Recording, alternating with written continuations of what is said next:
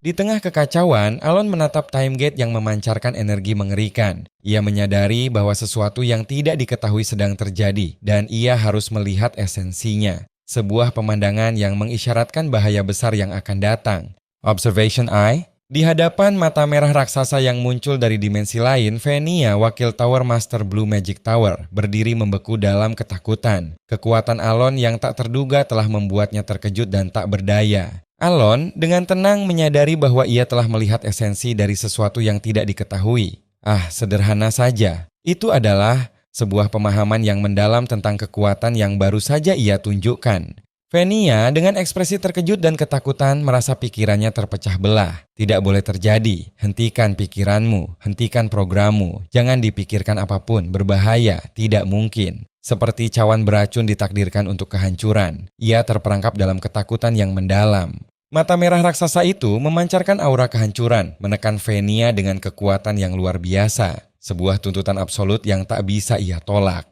Venia dengan keringat dingin mengucur di wajahnya akhirnya menyerah. Aku memahami permintaan. Sebuah pengakuan akan kekuatan Alon yang tak terbantahkan. Mata merah raksasa itu perlahan menghilang meninggalkan Venia yang masih terkejut dan ketakutan. Kekuatan Alon telah menunjukkan dominasinya. Alon dan Venia berdiri di tengah ruangan yang kini tenang dengan time gate yang telah tertutup. Sebuah pemandangan yang menunjukkan keberhasilan Alon dalam misinya.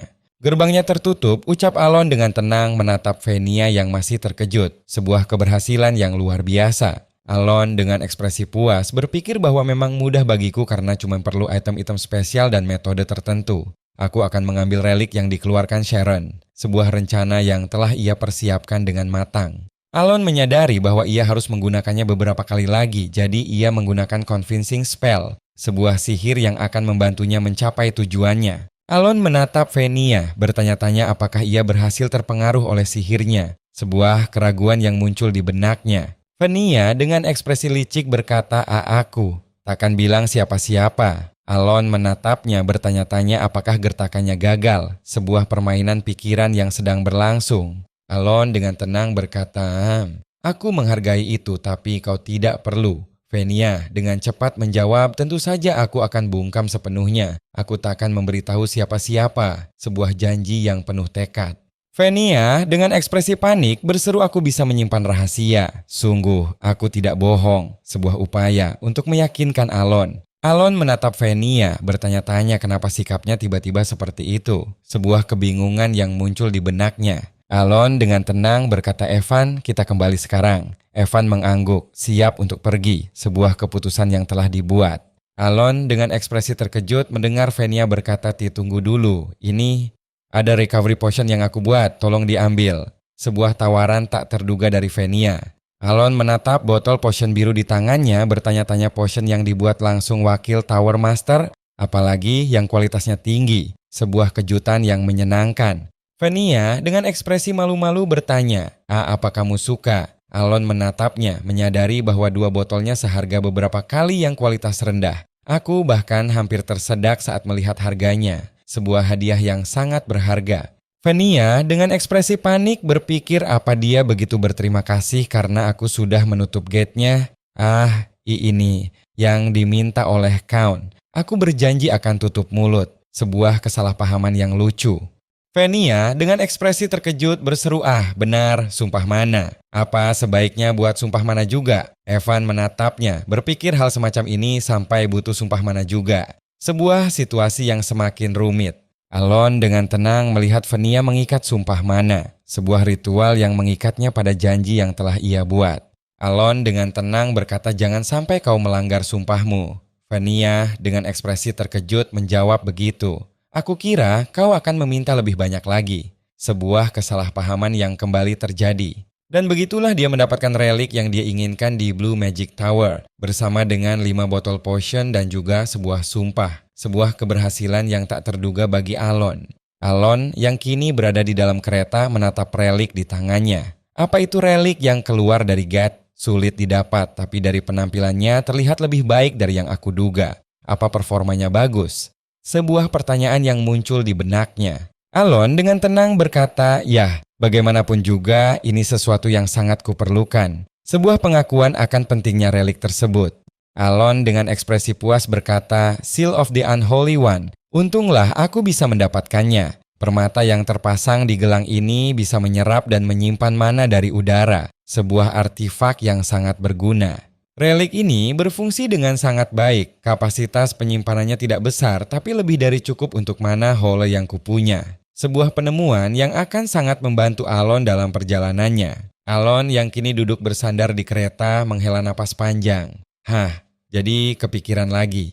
Tubuh dengan mana yang lebih kecil daripada item support, gumamnya merenungkan keterbatasan kekuatannya. Tidak, Alon menegaskan, tujuanku justru untuk penelitian magic dan penyelamatan diri, bukan untuk bertarung. Ia menatap ke depan dengan tatapan serius, seolah meyakinkan dirinya sendiri akan tujuan sejatinya.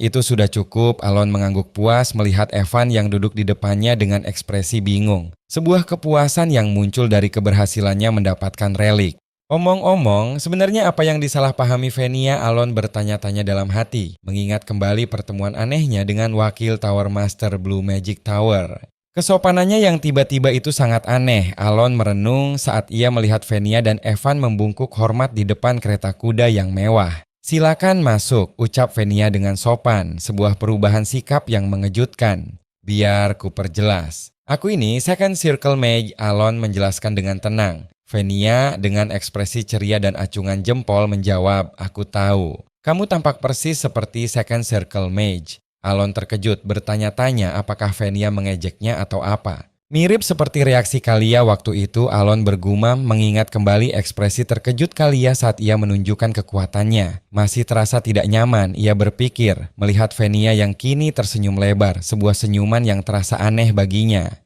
Tidak masalah juga sih karena aku takkan melihat mereka lagi. Jadi okelah, Alon memutuskan bersandar di sofa kereta dengan tatapan tenang, menikmati pemandangan di luar jendela. Cuaca hari ini bagus ya, sangat menenangkan. Alon bergumam melihat kereta kuda yang melaju di jalanan yang dipenuhi pepohonan hijau di bawah langit biru yang cerah. Narasi muncul di panel, wilayah Duk Altia dengan latar belakang sebuah bangunan megah yang menjulang tinggi di atas pegunungan di bawah langit biru yang cerah. "Lama tidak berjumpa, aku harap kamu bisa bersantai dengan nyaman di sini." Sebuah suara menyambut Kalia dan Loria yang kini duduk di ruang tamu yang mewah. Nona Zenonia, Loria Altia dengan ekspresi tenang namun penuh perhitungan menatap Kalia yang kini duduk di depannya. Ia memegang cangkir teh dengan anggun, menunjukkan sikapnya yang berwibawa. "Terima kasih Altia, kamu juga masih belum berubah," Kalia menjawab dengan senyum tipis. "Aku merasa senang bisa bertemu lagi denganmu," tambahnya menatap Loria dengan tatapan yang sulit diartikan. "Rasanya cukup menenangkan, kita tidak perlu membahas soal kasta ataupun otoritas di antara kita," Kalia berkata, menatap Loria yang duduk di seberangnya. Pandangan ke depan Count Palatio lagi-lagi membuatku takjub. Ia menambahkan merenungkan kecerdasan Alon. "Sepertinya mengunjungi Duk Altia itu bagus," Kalia merenung, mengingat saran Alon.